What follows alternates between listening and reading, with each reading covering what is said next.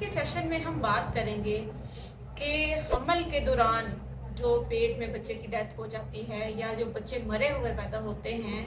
उनकी बड़ी वजूहात क्या होती हैं। और जब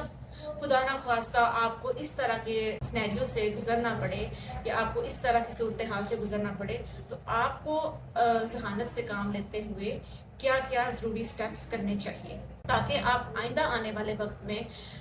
इस दर्दनाक वाक़े से बच सकें। सबसे पहले हम बात करते हैं कि पूरी दुनिया में एक साल में 2.5 मिलियन का मतलब समझते हैं, बहुत बड़ी अमाउंट है ये कि बच्चे जो हैं वो मरे हुए पैदा होते हैं। या 24 हफ्ते से ज़्यादा का जो हमल है, अगर उसमें बच्चे के ज़िंदगी के अलामात ना के देखी जाए तो उसको हम स्टिल बर्थ कहते हैं या इंट्रायूट्राइन डेथ कहते हैं। तो 2.5 मिलियन बच्चे पूरी दुनिया में एक साल में मरते हैं। और ज़्यादा शरह ये इन कंट्रीज़ में होती है जो अंडर डेवलप्ड कंट्रीज़ हैं, जिनमें बहुत ज़्यादा डेवलपमेंट नहीं है या इतनी अवेयरनेस नहीं है या इतने सेहत के जो प्रोग्राम है वो इतना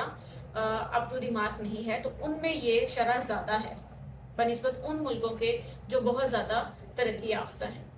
तो आज हम डिस्कस करेंगे कि बच्चे की माँ के पेट में मरने की क्या क्या मेजर वजूहात हो सकती हैं।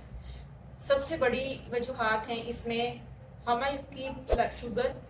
अगर औरत को हमल की शुगर है या पहले से भी शुगर है तो बच्चे के पेट में अनएक्सप्लेन्ड डेथ हो सकती है।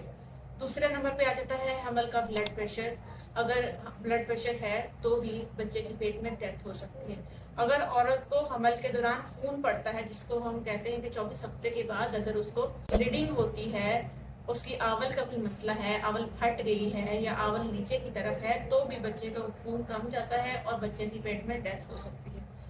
अगर किसी तरह के भी इन्फेक्शंस हैं, जरासीम हैं, जिस तरह इवन के फूड पॉइजनिंग में भी वक्त से पहले डिलीवरी भी हो जाती है और बच्चे की डेथ भी हो सकती है। उसके अलावा कुछ इन्फेक्शंस आते हैं जिनको हम टॉर्च कहते हैं, उनमें भी हमारे वक्त से पहले ज़ाया भी हो सकता है और बच्चे की डेथ हो सकती है। कुछ बच्चे वैसे ही अब नॉर्मल होते हैं, यानी उनकी जो ग्रोथ है या उनकी बनावट है वो प्रॉपर नहीं होती। अनॉमलस बेबी जिनको हम कहते हैं,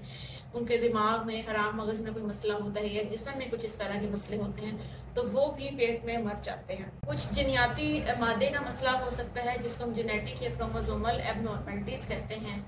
जो कि हमें बाद में टेस्ट करने पर पता तशखीस होती है, तो उसकी वजह से भी बच्चे की डेथ हो सकती है। हमल में अगर आपको जिगर का मसला है, जिसको हम ऑब्स्टेट्रिक कोलेस्टेसिस ऑफ प्रेगनेंसी कहते हैं, जिसमें जो जहरीले मादे हैं जिगर के वो औरत के ज़रूरत से ज़्यादा हो जाते हैं,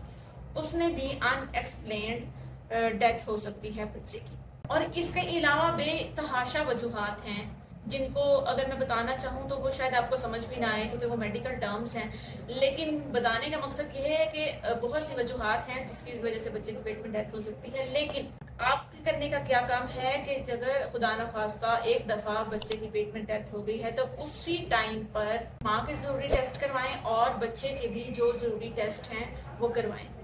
कुछ टेस्ट की लिस्ट होती है जो कि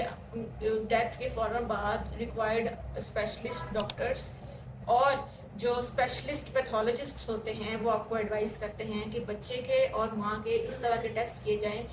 कि किसी ना किसी तरह इस बात की तशखीस हो जाए कि बच्चे की पेट में डेथ क्यों हुई थी, ताकि अगली बार इस मसले से बचा जा सके और वो ज़रूरी टेस्ट करवाने की वजह से पता चल सके कि माँ की वजह से हुई थी या बच्चे में कोई इस तरह का मसला था या आवल का कोई मसला था, आवल में कोई गिरा थी या आवल ठीक से नहीं बनी थी। आवल के भी टेस्ट होते हैं, ये बेतहाशा टेस्ट होते हैं, लेकिन बाज़ तो वैसे ही डिलीवरी पर पता चल जाता है कि बच्चे के अंदर मसला है या माँ को शुगर थी, ब्लड प्रेशर थी, कुछ चीज़ों का पहले से ऑलरेडी पता होता है, उसमें आपको फौरन से टेस्ट कुछ करवाने की ज़रूरत नहीं होती। लेकिन अगर आपको वजह नहीं पता तो ज़रूरत ये है कि आप उसके लिए प्रॉपर माँ के भी टेस्ट करवाएं उसी टाइम पे और बच्चे के भी टेस्ट करवाएं, ताकि खुदा न ख्वास्ता अगली बार वो मसला ना हो। क्योंकि हमने देखा है कि कुछ औरतों की जब एक बार बच्चे की डेथ होती है तो बार बार भी उनकी बच्चे मरे हुए बच्चे पैदा होते हैं और इस तरह की हिस्ट्री होती है, क्योंकि पीछे एक खास वजह होती है। और अगर पहली दफ़ा ही उस खास वजह को पता लगा लिया जाए तो फिर अगली बार उस गैर ज़रूरी सानहे से बचा जा सकता है। उम्मीद है मेरा जो सेशन है वो आपके लिए हेल्पफुल होगा। मैं बहुत सा अपना इम्पोर्टेंट वक्त जो है वो इन चीज़ों में सर्व करती हूँ, क्योंकि मैं इनको समझती हूँ कि मेरा ज़िंदगी का ये एक अच्छा मकसद है लोगों की अवेयरनेस देना। क्योंकि डॉक्टर्स के पास फीस भर के और उनसे मशवरे तो हर कोई ले लेता है, लेकिन इस तरह फ्री ऑफ कॉस्ट जब आप इंफॉर्मेशन लेते हैं और अगर इस तरह किसी का भी भला हो सकता है, किसी माँ की जान बच सकती है या किसी बच्चे की जान बच सकती है या किसी भी जगह पे कोई पॉजिटिव काम हो सकता है, तो मुझे बहुत ज़्यादा खुशी होती है। तो इस आज के लिए बस इतना ही। मज़ीद मालूमात के लिए आप कमेंट बॉक्स में कमेंट कर सकते हैं। अल्लाह हाफिज़।